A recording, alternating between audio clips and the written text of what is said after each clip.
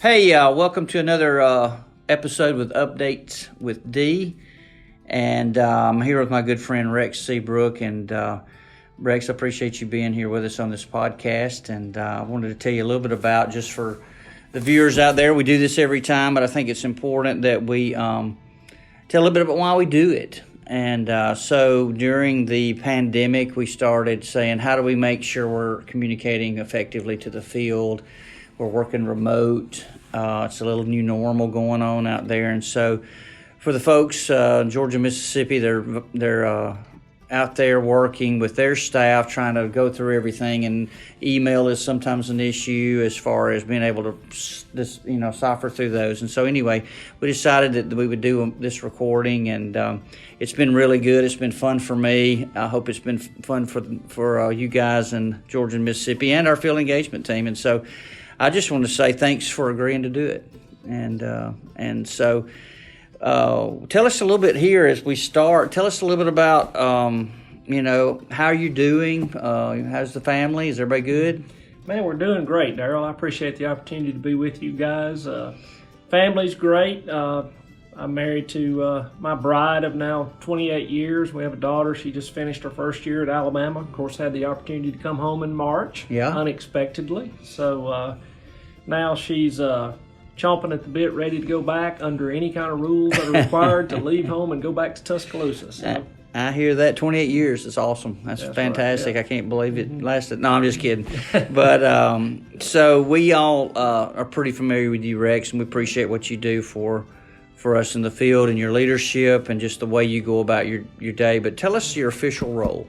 Yeah, so I'm currently the Vice President of Property and Casualty Underwriting. Beth and Tommy gave me this opportunity about 2 years ago. It's been challenging, but it's been fun. And so got a number of folks around us. We got Laura Heidel headed up the personal lines team. Now Cindy Strickland over commercial underwriting. Right. And then a lot of people don't realize Dustin Wilson heads up an area called P&C Services, and they work closely with IT, and we do all of the user acceptance testing. So each month when there's a code release, we partner with IT and make sure the code hopefully is quality stuff. We're not perfect, but we're trying hard. So that's our team. That's awesome. Great individuals to work with as well. And you've been with Alfa how long?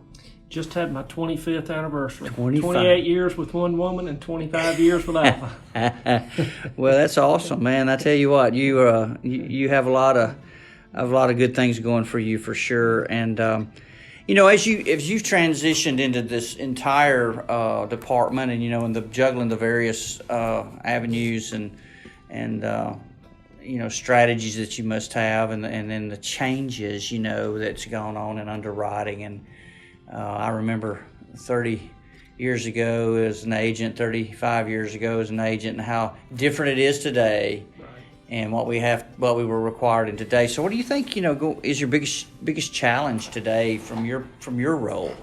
Yeah, great question, Darrell. I think a lot about, we hear a lot about high-tech personal touch. Mm-hmm. We hear our leadership talk about that, and certainly here in underwriting, we really want to embrace high-tech, but personal touch. We want to deliver our agents and CSRs the ability to call and get a person on the phone if they have a question. Mm-hmm. But we're currently searching for new ways to get our job done with less and less follow-up. We call it the chase, trying to find documents in different ways. And so trying to do that high-tech personal touch. This year, of course, the remote work was sprung upon us. And speaking of high-tech, I give a lot of credit to Mike Rowell, the IT team, for not only having you, Darrell, and your leadership, but not only having hardware in place so we could work remotely, but also software, VPN, call routing technology. We now have, obviously, DocuSign, I know you were heavily involved in. So that's been a challenge this year. And then we're short-staffed in the commercial area. Mm-hmm. We've lost 3 employees in 6 months. We got 3 in training. And so an area where we're trying to grow, yet we're short-staffed. So, they call it work for it's a 4-letter word for a reason. So we have plenty of things to keep ourselves busy. Yes, it is. And it seems like even with the technology advances, we're busier than we've ever been. And I guess it gives us opportunity to take on more, but we appreciate that. And I think that also, when you hear about challenges, sometimes that is maybe the field's request to look at something. Right. And I know you might want to just share with them how you guys partner with, the field voice and make sure that you're prioritizing those suggestions. Right. Well, always encourage the use of field voice. It's, for lack of a better expression, it's the suggestion box from the field. And I will just say that obviously I cannot know an agent's job nor a CSR's job nearly as well as they can. So I can't tell you how often something comes in the field voice, and I literally think I had no idea this was even a challenge in the service center. So if it's something that we can change a method of doing business or add some software to make it easier for the agent CSRs or even for the underwriter, we're certainly willing to do that, and always enjoy the opportunity to review those things. Yeah, and I appreciate how you explain those challenges, and why we do certain things. What do you think some of your biggest opportunity, or maybe single out one or two things that you think you feel is an opportunity that you're currently involved in? Yeah, well, in terms of opportunities, I think there's a lot of things on the roadmap for the future that really are exciting. There's one that we've partnered with a company called ServiceBot. I mentioned the Chase earlier. ServiceBot, if you've ever deposited a check using your camera on your telephone, it's that type of technology whereby if you needed a document from a customer, say for instance an honor student discount, so we need to see that the child has a 3.0 grade point average or has the grades that are required. There's technology out there now that will allow a customer to take that photo on their phone and send it straight back to underwriting without ever touching the agent or the CSR. Excellent. Things like that. Possibility of getting photographs of houses using the same technology. Some of the things we really want to take some of that follow-up burden off of our agents and CSRs. Allow that guide wire activity to fire to a robot that basically can ask the customer in a marketing, customer-friendly way, hey, can you send me this information using your phone? That's out there. We're really, really excited about that in the future. Yeah, the great customer experience too, enhancing that, and that's awesome. I appreciate you sharing that with us. As we look from the field perspective and the underwriting perspective and continuing to foster our partnership, is there any one single thing or maybe two things out there that would help, from your perspective, create more underwriting efficiency for you guys as well as the field? Yeah, great question, Darrell. I appreciate that. We have tried to reduce, we have reduced our underwriting staff. I think we did some math, and along about 10 years ago there were nearly 50 underwriters, and today there's about 28. So anything we can find that makes us more efficient allows us to continue to reduce staff here, which makes us less expensive, therefore able to provide better rates out in the field for our customers that are applying for coverage. So we certainly want to do that, and the two areas where the field really can help us, number one, we spend a lot of time chasing down photos of homes. There's multiple guide wire activities that fire, and then we have to create a manual footprint to ask agents to upload photos. So if those photos can be there the first time, I like to tell agents the easiest thing an underwriter does is approve an application or not even look at it at all. So if those photos are there, that's very helpful to get things to go through the system untouched. And then today we use footprints, as everybody knows. I know agents and CSRs hate footprints. I can promise you, Darrell, the underwriters hate them just as much because it's like an email. They have to go manually create it. So just answer those footprints on time. Make sure you reply to the footprint. Sometimes agents will forward. They'll forward it. Let's just say I sent it, and instead of replying, they'll send it to Rex Seabrook. Well, if you do that, it comes to me as an email, and it doesn't actually close out in the footprints program. So just reply to the footprint. It'll say XX footprint. Put your answer in there. Make sure you fully complete the answer, and hit send, and it will close it. Even if I don't see it for a week, it'll still close it. So those are two things: pictures and footprints. I will say, we are looking at some alternatives to those. out in the future. We don't have them ready yet, but we may replace footprints with some slicker software, in the next year or two. Would be more of an innovation coming for your process. It would.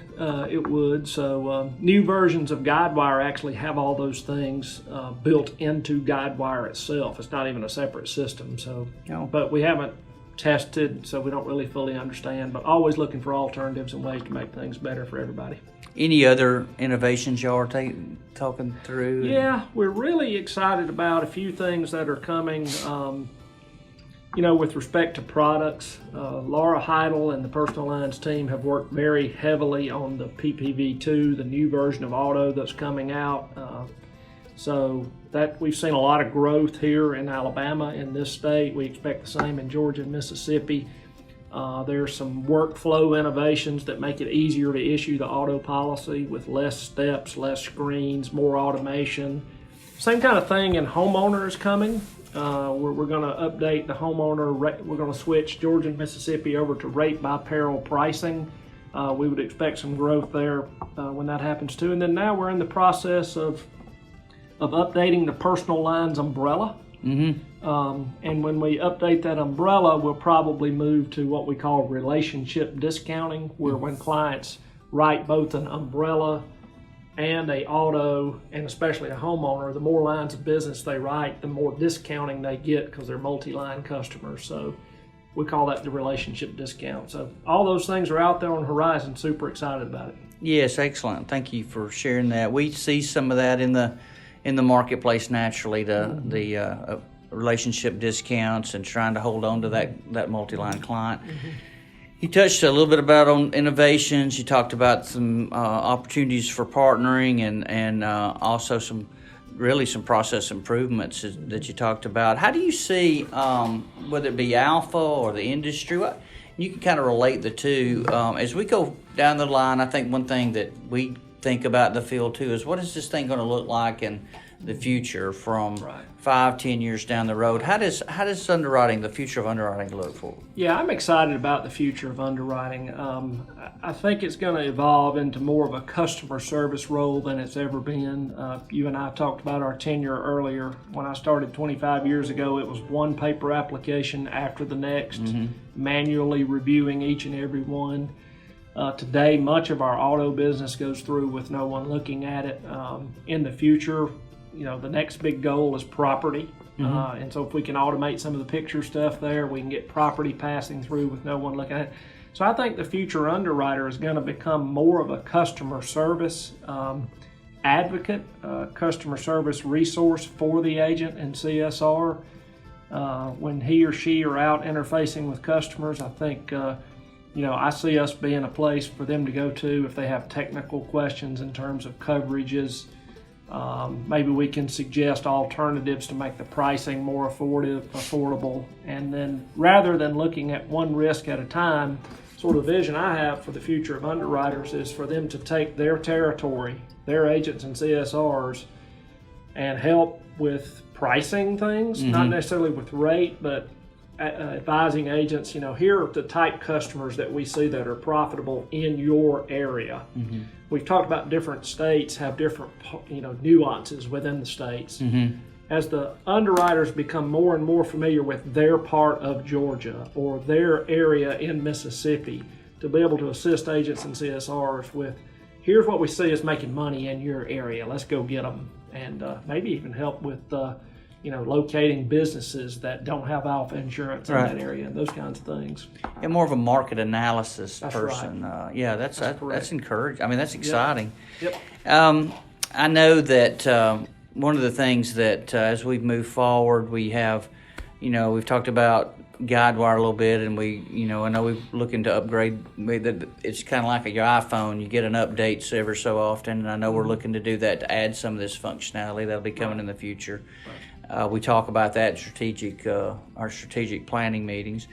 As we close this segment out, and I know, Rex, I appreciate the other thing too about meeting with teams. Just share to the field that you meet with the management teams on the team at Microsoft Teams format, and we appreciate that. And share. We have you and Laura every couple of weeks, bringing things up that we see and always having that.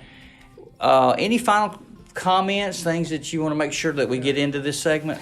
Yeah, absolutely, Darrell. Thank you for that. I just want to say thank you to all the agents and CSRs and marketing staff. I do meet with our underwriters also routinely, and we express to them that you are our customers. I know you guys are out serving the actual customer, writing us a check for premium, but we exist to serve you and to provide you hopefully with first-class service, and that's our goal. I'm not going to say we're perfect. My father-in-law used to say there's only ever been one person that was perfect, and it ain't you.